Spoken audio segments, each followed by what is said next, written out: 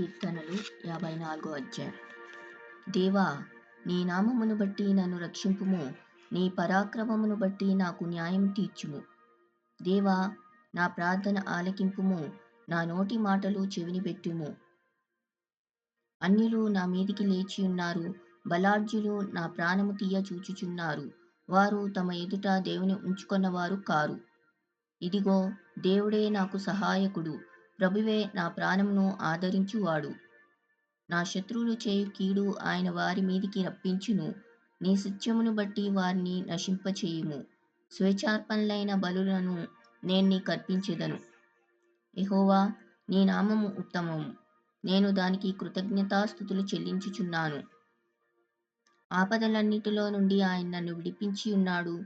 నా శత్రువుల గతిని చూచి నా కన్ను సంతోషించుచున్నది.